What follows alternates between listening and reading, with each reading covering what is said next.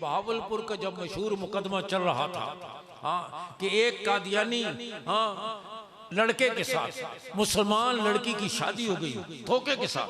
बाद में उसको पता चला, फिर वो अदालत में मुकदमा हुआ। मुसलमानों की तरफ से अल्लामा अनवर शाह कश्मीरी रहमुल्लाह वकील थी। समाअत हो रही है अदालत में। दौरान समाअत अल्लामा अनवर शाह कश्मीरी रहमुल्लाह, कादियानियों का वकील, बड़ा चर्ब जुबान अल्लामा अनवर शाह कश्मीरी ने फरमाया, मिर्जा गुलाम कादियानी जहन्नमी है, कहो बेशक। जरा ऊंचा कहो तो उनको शक है, कहो बेशक। इस पर कादियानी वकील ने कहा, आपने गैर पार्लिमानी लफ्ज बोला है, वो हमारा पेशवा है और आपने उसको जहन्नमी कहा है। अल्लामा कश्मीरी पर अजीब कैफियत तारी हुई। फरमाया, जज साहब आप भी आंखें बंद कर लें, अराकीन अदालत आप भी आंखें बंद कर लें। अगर मिर्जे को यही खड़े खड़े मैं जहन्नम में जलता हुआ ना दिखाऊं, मैं अपना मजहब छोड़ दूंगा। ये कहकर वो तो चला गया। साथ एक तालिब इल्म था। तालिब इल्म तो अजीब होते हैं ना। कहने लगा, हजरत अगर ये कह देता कि दिखा दे तो फिर। कहने लगे, बेवकूफ, वहां अनवर शाह नहीं खड़ा हुआ था, हुजूर का वकील खड़ा हुआ था।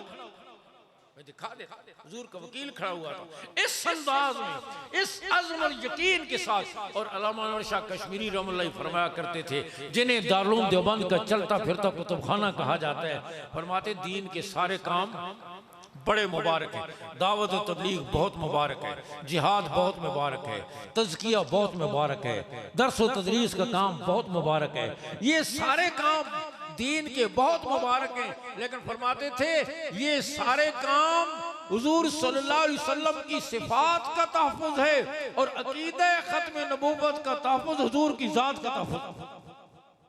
हुजूर की सिफात के तहफ़्फ़ुज़ है और अक़ीदा ख़त्म नबूवत का तहफ़्फ़ुज़ हुजूर की ज़ात का तहफ़्फ़ुज़ है। और फरमाते थे, मुझे अल्लाह की ज़ात से उम्मीद है कि जो 1 घंटा भी ख़त्म नबूवत का काम करेगा, अल्लाह उसे हुजूर सल्लल्लाहु अलैहि वसल्लम की शफ़ाअत नसीब फरमाए। आप सल्लल्लाहु अलैहि वसल्लम की शफ़ाअत नसीब फरमाए। तो नियत करो कि अक़ीदा ख़त्म नबूवत, और अक़ीदा ख़त्म नबूवत क्या है कि हुजूर सल्लल्लाहु अलैहि वसल्लम के बाद किसी को नबूवत नहीं दी जाएगी। कादियानी कहते हैं, तुम कहते हुजूर के बाद कोई नबी नहीं आएगा, तो ईसा अलैहिस्सलाम तो आएंगे। हाँ, तुम कैसे कहते हुजूर के बाद? तो बताओ, ईसा अलैहिस्सलाम को नबूवत हुजूर सल्लल्लाहु अलैहि वसल्लम से पहले मिली है या बाद में मिली है? पहले मिली है। क़यामत के करीब आएंगे, हमारा अकीदा आसमान से उतरेंगे, लेकिन हुजूर सल्लल्लाहु अलैहि वसल्लम के उम्मती बनकर आएंगे। अपनी उम्मत के तो नबी होंगे, लेकिन इस उम्मत के लिए क्या होंगे? उम्मती होंगे। और एक वक्त में नबी भी हो सकता है, उम्मती भी हो सकता है। जैसे एक वक्त में एक आदमी बाप भी हो सकता है और बेटा भी। अपने बेटे के लिए क्या होगा? बाप। और अपने बाप के लिए क्या होगा? बेटा। एक ही वक्त में उम्मती भी और एक ही वक्त में नबी। तो हम ये कहते हैं, हुजूर सल्लल्लाहु अलैहि वसल्लम के बाद किसी को नई नबूवत नहीं दी जाएगी। और ईसा अलैहिस्सलाम तो जो आएंगे उनको नबूवत पहले दी गई है और वो हुजूर सल्लल्लाहु अलैहि वसल्लम के उम्मती बनकर आएंगे। तो इसलिए मैं कहता हूँ, आप सल्लल्लाहु अलैहि वसल्लम के इस खत्म नबूवत के अकीदे का तहफ़्फ़ुज़ हर मुसलमान कलमा गो की जिम्मेदारी है। हुजूर सल्लल्लाहु अलैहि वसल्लम के ज़माने में जितने ग़ज़वात हुए, उनमें हज़रात सहाबा किराम की इतनी तादाद शहीद नहीं हुई। अकेले ख़त्म नबूवत के तहफ़्फ़ुज़ के लिए जो जंग लड़ी गई, तकरीबन 1300 सहाबा शहीद हुए और उनमें से 700 सहाबा कुरान मजीद के हाफ़िज़ थे। अंदाजा कर सकते हैं कि ये कितना हसास मामला है।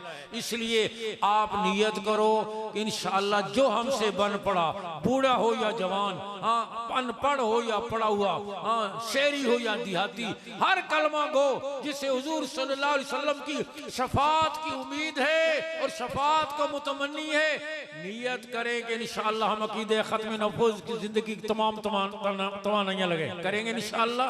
आखिर में मैं मुल्तज़िमीन को फिर मुबारकबाद पेश करता हूँ। अल्लाह रब्बुल इज़्ज़त ने उन्हें ये सआदत नसीब की। व आखिर दावाना अनिल हम्दुलिल्लाहि रब्बिल आलमीन।